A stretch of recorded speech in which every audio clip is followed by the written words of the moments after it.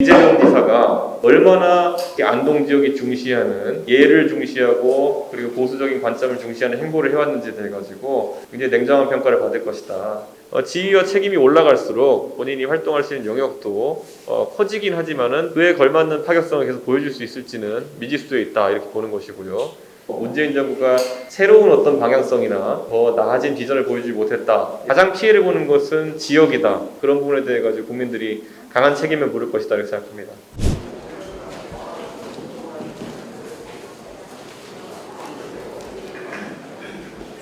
이 대구 경북 지역의 언론인 여러분, 전당대회 이후에 다시 또 이렇게 모여서 또 인사를 드리게 되어서 참 반갑습니다.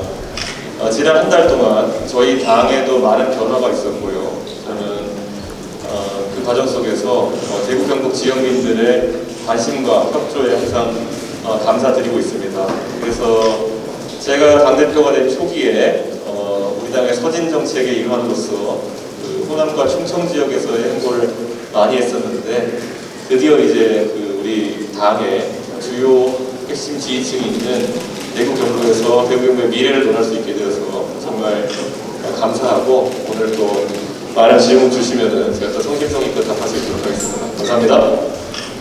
네, 감사합니다. 저는 윤석열 전 총장과 안철수 대표 같은 경우 우리 당 외 인사기 때문에 두 분이 만나는 것에는 제가 상세한 정보를 알진 못합니다.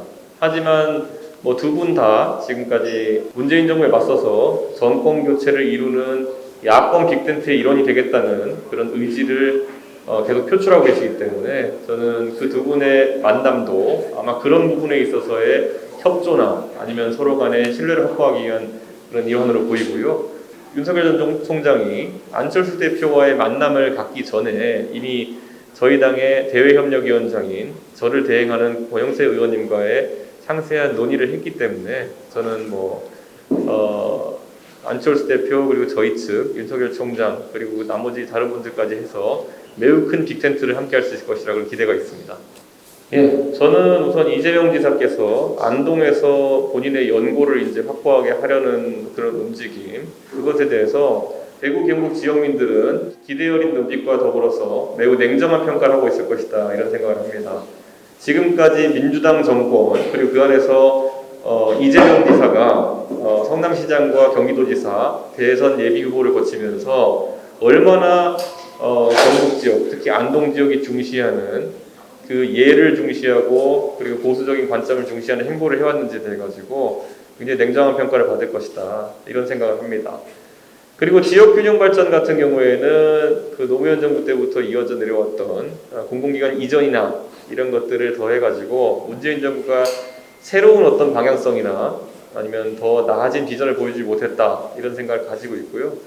그것은 대표적으로 지역의 기업 경기를 완전히 바닥에 내리꽂았다. 창원 같은 경우에도 탈원전 정책이나 이런 거로 인해 가지고 산업 하나를 통두리째 절단된 그런 상황도 있습니다. 신수종 산업을 만들어내지 못한 것에 대해 가지고 가장 피해를 보는 것은 지역이다 이렇게 생각하고요. 그런 부분에 대해 가지고 국민들이 강한 책임을 물을 것이다 이렇게 생각합니다. 사실 지난 몇 개월 동안 제가 지역 방문하는 곳마다 이거리 미술관을 이제 그 지역에 유치하기 위한 각 지자체의 노력이 있었고요. 특히 대구 지역 같은 경우에는 전체가 아니라 일부라도 좋으니 유치를 할 수 있으면 좋겠다는 의견까지 나올 정도로 그 삼성그룹의 본산 또는 발원지라는 그런 자부심이 강했었는데 만약 그렇게 결론이 나온다고 한다면 굉장히 안타까운 일이다 이렇게 생각하고요. 이건희 회장이 남긴 미술품들에 대한 국민들이 다수 열람할 수 있는 공간에 배치해달라 이런 취지인 것으로 저는 파악하고요. 그러다 보니까 또 역으로 수도권에 또 어쨌든 꼭 집중이 되는 그런 안타까운 상황이 발생하게 되는데요. 저는 대구 지역민들의 바람과 다른 결과가 나와서 저도 안타깝게 생각합니다. 그 에너지 정책에 대해서 이 자리에서 모든 것을 논하기는 어렵지만은 기본적으로 원전의 사고 확률이라고 하는 것은 굉장히 낮게 유지되고 있습니다. 그리고 최신 한국형 원전 같은 경우에는 그 위험도가 특별히 낮은 것으로 국제적으로 평가받고 있고요. 저는 그 탈원전이라는 것을 통해 가지고 매우 사고 확률이 낮은 원전의 사고 가능성을 낮추는 것에는 어느 정도 도움이 될지 모르겠으나 탈원전이라고 하는 것도 지금 당장 모두 원전의 가동을 중단한다고 하는 것이 아니라 거의 뭐 최대 60년 가까운 기간 사이에 그걸 진행하겠다고 하는 것이기 때문에 저는 그 위험도를 낮추는데 큰 도움이 되지 않을 것이다. 반면 탈원전으로 인해 가지고 그 대체 전력 수요를 만들기 위해서 추가로 가동되는 LNG 발전이나 화력 발전 같은 경우에 그것은 100%의 확률로 이산화탄소 다량 발생 등의 문제를 일으키고 있습니다. 그래서 저는 환경 문제가 매우 중요하고 하지만 온실가스 문제와 방사능 문제 어느 것도 덜 중요한 것은 없다 이렇게 판단하고 실제로 온실가스의 문제 같은 경우에는 지구 온난화를 통해 가지고 우리 해양 생태계나 이런 것들을 방사능 못지않게 많이 지금 위험에 빠뜨리고 있습니다. 그래서 저는 그런 부분들 같은 경우에 한쪽 면만 바라볼 필요는 없다 이렇게 판단합니다. 예, 제가 점수를 매긴다고 한다면은 이게 과목이 한두 가지가 아닙니다. 당대표에게 요구되는 덕목이나 아니면은 자질이 여러 가지이기 때문에 뭐 개별 평가를 하자면 개별 평가할 수 있을 것 같은데요. 전체적으로는 제가 그래도 낙제점은 안 받고 있다 이런 생각을 하겠습니다. 당 지지율이 어느 정도 안정된 수준에 도달했고 대선 주자들 같은 경우에도 제3지대론이나 이런 것에 휘둘리기보다는 우리 당에 대한 입당 의지를 계속 드러내 보이고 있습니다. 그렇다면 대선 플랫폼으로서의 우리 당은 준비가 되어가고 있다 이런 말씀을 드리겠고요. 저희가 대변인 선발을 통해 가지고 시도해 본 것은 당직이나 아니면 정당의 정치 참여에 있어 가지고 공개 경쟁 선발의 모델을 들여온 것입니다. 이게 사실 저희가 만든 트렌드 같기도 하지만은 정치가 아닌 영역에서는 이미 몇 년 전부터 움직임이 태동되고 있었습니다. 예를 들어 가수가 되기 위한 진입로로 더 이상 어떤 기획사의 횡포나 이런 건 시달리지 않아도 국민들이 뽑아준 오디션을 통해 가지고 진출하는 사례가 늘어났고 정치 같은 경우는 마찬가지입니다. 지금까지 누군가의 가방을 들게 하거나 누군가를 추종하는 방식으로 10년씩 20년씩 고생한 뒤에 그것에 대한 보상으로 정치를 시작하는 문화가 있었다고 한다면은 이제는 실력 있는 사람 누구 관계없이 남녀노소가 경쟁을 통해서 자기 자신의 정치 참여의 길을 개척할 수 있는 시대가 왔다 이렇게 말씀드리겠습니다. 예, 기본적으로 당대표가 지금 언론에 많이 등장하고 있는 것은 제가 몸을 혹사해서라도 제가 최대한 당의 지지를 끌어올려서 아까 말씀드린 것처럼 대선의 플랫폼을 만드는 그런 과정 중에 있기 때문이다 이렇게 보시면 될 것 같고요.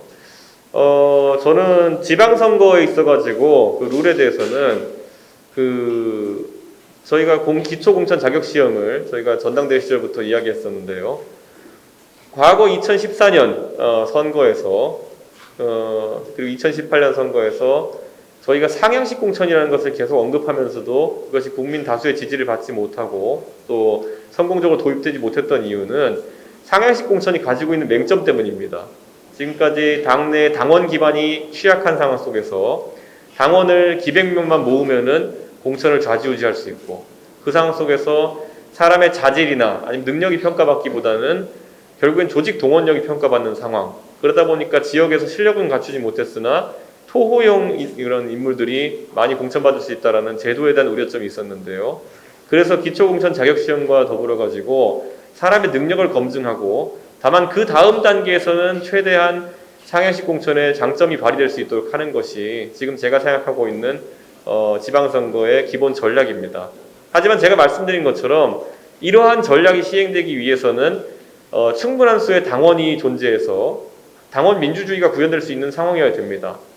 각 지역구별로 당원 민주주의가 실현되기 어려운 정도의 당원 수를 확보하고 있다고 한다면은 그 상황에서는 다른 형태의 공천할 수밖에 없지 않겠느냐 이런 생각을 가지고 있고요.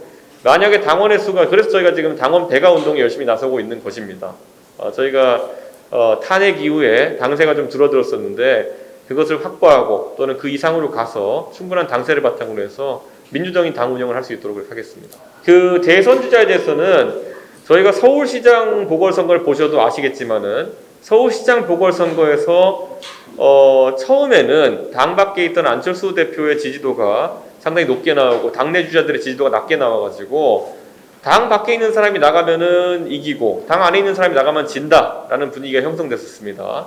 그런데 저희 당에 있던 그 나경원, 오세훈 두 분의 후보가 원래부터 상당히 경쟁력이 있는 후보였고 다소 그 전까지는 주목을 못 받는 상황 속에서 낮은 지지율이었다면은 날이 갈수록 지지율이 상승하는 모습을 보이면서 어느 순간에는 우리 후보가 나가도 이기고 안 대표가 나가도 이기고 이런 상황이 되면서 급격하게 우리 후보 쪽으로 당원들의 민심이 쏠렸던 그런 전례가 있습니다. 그래서 저는 문재인 정부에 대한 평가가 어떻게 변화할지는 모르겠으나 지금까지는 예를 들어 당 밖의 주자가 대선에 나가면 이기고 당 안의 주자가 나가면 이기지 못한다라는 어떤 상황 인식 속에서 국민들이 하시는 평가와 문재인 정부의 실정이 누적되고 당 안의 주자가 나가도 이기고 당 밖의 주자가 나가도 이긴다는 상황이 됐을 때 국민의 판단은 매우 다를 것이다 이렇게 생각합니다. 최근에 한기호 사무총장께서 20대와 30대, 40대를 중심으로 이 당원들이 상당히 그 대표님 취임 이후에 많이 늘고 있다는 말씀을 해주셨습니다. 이 부분에 대해서 어떻게 생각하시는지 궁금하고요. 두 번째로는 또 당원들 얘기인데 이 대선 경선 룰을 이제 본격적으로 조금씩 만들어 가셔야 될 상황으로 보입니다. 플랫폼으로서 오픈 프라이머리에 가까운 방향을 취하실 건지 아니면 좀 더 당원들에게 중점을 두는 방식으로 가실 건지 궁금합니다. 예, 그 대선 그 경선의 룰 중에서 가장 민감한 것은 당원과 민심의 반영 비율일 것입니다. 그런데 그 부분 같은 경우에는 나중에 저희가 대선 주자들이 다 이제 모였을 때 대리인 등을 통해서 합의에 이르는 지점이 있다고 한다면은 저는 그거는 변경이 가능할 것이다. 당원 당규 개정을 통해서요. 그런데 만약에 합의에 이르지 못하는 지점이 있다면은 저는 원안이 그 관철될 가능성이 상당히 높다 이렇게 판단하고 있습니다. 그래서 그 원안이라고 하면은 현재 저희 당원 당규상에 당심 50% 민심 50% 룰이라고 생각하셔도 되고요. 다만 지금 특수한 상황 속에서 저는 당 안의 주자가 당 밖의 주자에 비해서 당심을 더 가지고 있다고 보지도 않습니다. 지금 그렇기 때문에 당 밖에 계신 분들도 그런 룰이라 할지라도 참여하는 데는 두려움이 없을 것이다. 저는 이런 생각을 하고 있고요. 기본적으로 20대, 30대, 40대에서 당원 가입이 늘고 있는 것은 굉장히 긍정적이고 그 중에 또 대다수가 온라인 당원 가입을 통해 가지고 자발적으로 가입한 당원들이기 때문에 실제 대선 경선에서 투표율이 상당히 높은 분들일 것이다 이런 예측이 있습니다. 그렇기 때문에 우리 당의 대선 주자라고 하면은 누구 할 것 없이 그 새로 가입한 온라인 당원들로 대표되는 젊은 세대의 표심을 득할 수 있는 전략을 구사해야 될 것이다 이렇게 판단합니다. 저희가 그 대구 일정을 잡으면서요, 그것은 전국에서 일정 잡았을 때 마찬가지로 이제는 대구의 미래를 이야기하고 싶다라는 취지로 이야기했고, 그래서 창조경제혁신센터도 방문하고 또 자율주행 자동차를 개발하고 있는 그 계명대학교 동아리 같은 경우는 방문하고요. 저희는 앞으로 미래와 일자리를 논하기 위한 정치 행보를 계속해 나갈 것입니다. 지금까지 대구에 오면 당연히 방문해야 할 만한 그런 곳으로 인식되었던 곳들, 그 부분에 대한 것도 소홀하게 하진 않겠습니다. 하지만 계속 그런 반복된 방문지로 인해 가지고 대구 시민 중에 일부가 저에게 오히려 좀 미래를 이야기달라 하는 그런 요청이 있었기 때문에 그 부분을 받아들였다. 저는 이렇게 생각하시면 될 것 같습니다. 그리고 여성가족부 폐지 문제에 대해 가지고는요, 저는 여성가족부라는 그 부처는 특임 부처에 가깝게 특수한 목적을 바탕으로 설립된 부처이고 20년 가까이 운영되면서 평가를 한번 해야 될 시점이 왔다 이렇게 봅니다. 여성가족부가 존재함에도 불구하고 지난 10년여간 그 젊은 세대 특히 젠더 갈등이 크게 늘어났다고 하는 것은 방법론에 있어가지고 탁월하지 못했다든지 아니면은 또 지금 운영되는 방식이 전혀 문제를 해결할 수 없다든지 이런 문제가 있는 것 같습니다. 또는 저희가 진단을 해보면은 그 부처 내 공무원 수도 적고 예산도 적게 배정되는 힘없는 부처이기 때문에 발생하는 문제일 수 있습니다. 그렇기 때문에 저희가 잘 진단해보고 지금 성 갈등이 확대되는 이유에 대해서 판단한 뒤 그에 대한 적절한 대안을 내놓을 것이고요. 각 대선 후보가 특히 유승민, 하태경 후보가 그에 대한 어떤 입장을 낸 것으로 알고 있는데요. 저도 당대표 개인 차원에서 꾸준히 밀고 왔던 소신이기 때문에 언급한 것이고요. 저는 이 부분에 대한 정확한 나중에 최종적인 판단은 대선 후보가 되신 분이 하실 분이다 이렇게 보고 있습니다. 저는 제가 살아오면서 제가 신뢰관계가 있는 분들한테는 오히려 타박을 하기도 합니다. 아니면은 또 자제해달라는 요청을 하기도 합니다. 근데 신뢰가 없는 분들하고는 그냥 말을 안 하는 경우가 저는 대부분이었습니다. 그래서 홍준표 대표님 같은 경우에도 복당 전부터 저와 선후배 사이로서 긴밀하게 소통해 오셨던 분이고 김재원 최고위원 같은 경우에도 저와 오래전부터 알고 계시던 분이기 때문에 다들 지금 당이 처해진 특수한 상황을 이해해 주실 것이다 이렇게 생각하고요. 특히 홍준표 대표께서 최근에 그 수모와 망둥이 얘기해가지고 그런 다소 곤란한 지경에 처하셨는데 그건 누가 봐도 저는 단톡방과 개인 채팅방을 오해해서 생긴 실수에 가깝다 이렇게 판단하고요. 하지만 그런 실수가 반복되면 또 당의 대선 경선 분위기에 물을 흘릴 수 있기에 다른 곳에서 타박을 들으시기 전에 제가 그냥 앞서서 먼저 한간히 주의의 말씀을 드린 것이다. 이건 제가 홍준표 대표님과 오히려 신뢰관계가 있기 때문에 할 수 있는 부분이다 이렇게 보고요. 김재원 최고위원님께서는 누구보다도 우리 당의 전략가로서 적재적소에 필요한 발언을 해주고 계십니다. 다만 그것이 당 전체의 전략으로 오인받으면 안 되는 부분도 가끔 있기 때문에 저는 그런 부분은 좀 지적하는 발언을 하겠습니다. 그러면은 그 버스를 타기 위해서 먼저 앉아 있는 많은 분들도 고객이기 때문에 매우 공정한 판단을 해야 된다. 그 공정함은 시간표에 따른 것이라고 저는 판단하고요. 다만 또 이런 건 있습니다. 버스 운영하는 회사 입장에서 가장 많은 사람들이 출퇴근하는 시간대를 골라서 정류소에 세워야 되는 것이지 아무도 출퇴근하지 않는 시간대에 그 버스를 세워가지고 사람들 싣고 떠나면은 그 버스 회사 자체가 유지제가 되기 어렵습니다. 그래서 저는 8월 말이라는 시점이 저는 매우 합리적이다 이런 생각을 하고요. 그에 따라 가지고 버스를 운영할 것이고요. 8월 말에는 탑승하기 어려우나 9월 말에는 탑승이 가능하다? 아니면 10월 초에 탑승이 가능하다? 저는 그렇게 해야 될 이유나 아니면 논리적인 근거가 있는 후보는 없을 것이다 이렇게 판단하기 때문에 저는 대선 버스는 정시 출발을 해야 된다 이렇게 생각하고 있고요. 굳이 말씀드리면은 민주당은 이미 절차를 시작해가지고 저희가 출발하겠다는 시점에 후보가 선출이 끝나 있을 지경입니다. 그렇기 때문에 저는 민주당 후보가 대선 후보가 먼저 서가지고 여러 사회활동을 계속 해나가고 있는데 우리는 후보도 선출 시작도 못한 상황이 발생하게 되면은 그것은 여론전이나 여러 지역면에서 상당한 불균형을 야기할 것이기 때문에 저는 그런 전략상의 측면도 고려해야 된다. 저는 이렇게 생각하고요. 저는 안철수 대표가 가진 개인적인 득표력이나 아니면 그분이 상징하는 중도의 가치라는 것은 우리 대선에서 빅텐트 안에 꼭 있어야 되는 비빔밥 고명 중에 하나이다. 이렇게 저는 판단하고 있습니다. 하지만 지금 그 비빔밥이라고 하는 것은 각각의 재료가 서로를 희생해가면서 모여 있을 때 가능한 것이지 하나의 재료가 본인이 없어서 비빔밥이 되겠느냐 이런 식으로 서로 이제 기싸움을 하다 보면은 아무것도 놓이지 않는 상황이 발생할 것입니다. 그렇기 때문에 저는 안철수 대표와 국민의당에서 가장 대승적인 가치를, 그러니까 정권 교체라는 가치를 앞에 두고 여러 가지 고민을 해주셨으면 좋겠다 이런 생각을 하고요. 특히 당명 변경에 대한 요구나 이런 것들은 제가 봤을 때는 국민들이 봤을 때도 상당히 의아하다 이런 생각을 할 것입니다. 협상을 할 때 저희가 무슨 그 장사하시는 분들끼리 흥정하는 모델보다는 저희가 대의를 앞에 놓고 서로 희생해가면서 또는 서로 내려놓으면서 뜻을 모으는 그런 방식이 되었으면 좋겠습니다. 네, 먼저 대구 경북 지역의 우리 광역자치단체장 지금 이철우 지사님과 권영지 시장님은 의정 활동도 풍부하고 또 우리 정치 활동 경험이 오래 되셨기 때문에 그분들도 훌륭한 자질을 갖추고 계시다 이렇게 판단하고요.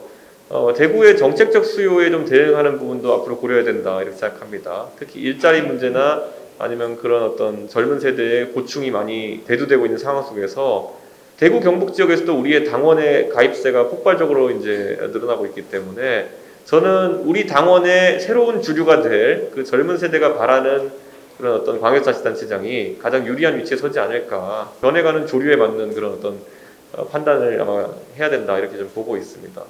오세훈 시장님은 우리 당의 가장 최선임 그 선출직 공직자입니다.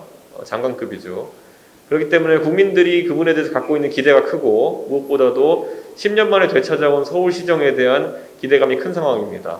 그렇기 때문에 오세훈 시장께서는 본인이 밝히신 것처럼 대선 참여에 대한 의지보다는 시정을 완수해가지고 대선의 보탬이 되겠다는 의중이 강한 것으로 제가 알고 있습니다. 대선 경선이라고 하는 것은 결국에는 저희가 버스가 출발하게 되면은 중간에 사람을 태우고 하는 것이 굉장히 논란이 될 소지가 있습니다. 애초에 불가능하다 저는 이렇게 보는데요. 오세훈 시장님께서 버스에 탑승하실 의지가 있는 듯한 발언을 하신 적이 없기 때문에 저는 오세훈 시장께서 대선에 지금 참가하실 일은 없다 이렇게 봅니다. 예, 이재명 지사가 지금 주목을 받고 있는 것은 그분이 성남시장과 경기도지사로서 활동하면서 보여준 어떤 좀 다소 전격적인 모습에 의존한 것이다 이렇게 판단합니다. 근데 다들 인지하시겠지만은 성남시장으로 계실 때 그 성남시는 지방 법인세나 이런 것들이 굉장히 많이 거치는 곳이고 그걸 바탕으로 한 다른 곳에서 할 수 없는 파격적인 복지 정책을 많이 내놨기 때문에 인기가 올라간 것입니다. 그런데 경기도지사가 되시면서 경기도는 또 아이러니컬하게도 성남만큼 잉여 그 세금분이 적기 때문에 또 아주 전격적인 행보를 보여주지는 못하고 있습니다. 그런 것처럼 지위와 책임이 올라갈수록 본인이 활동할 수 있는 영역도 커지긴 하지만은 또 챙겨야 되는 국민들이 많아지는 만큼 그에 걸맞는 파격성을 계속 보여줄 수 있을지는 미지수에 있다 이렇게 보는 것이고요. 제가 저희 당 토론 배틀이 활발하게 진행되는 동안에 그 민주당의 그 대선 후보자 토론을 자세히 지켜보진 못했으나 그 당에서도 젊은 세대에 상당한 관심을 받고 있는 박용진 의원 등이 그런 이재명 지사의 허점이나 이런 것들을 잘 지적한 것으로 이렇게 알고 있습니다. 윤석열 전 총장 같은 경우에는 제3지대론이나 이런 것에 한 번도 마음을 둔 적이 없다는 취지로 말씀하고 계시기 때문에 우리 당에 입당하는 것은 뭐 사필 규정이다 저는 이렇게 보고요. 다만 그 시기에 대한 것은 대선 주자의 고독한 선택에 따라야 된다 이렇게 보는 것이고 그 선택하는 과정에 있어서 우리 당의 경선 버스가 8월 말에 출발한다는 것을 당연히 숙지하고 계실 것이다 이런 생각합니다. 네, 오랜 시간 고생하셨습니다. 기자간담회는 이것으로 마치도록 하겠습니다. 고맙습니다.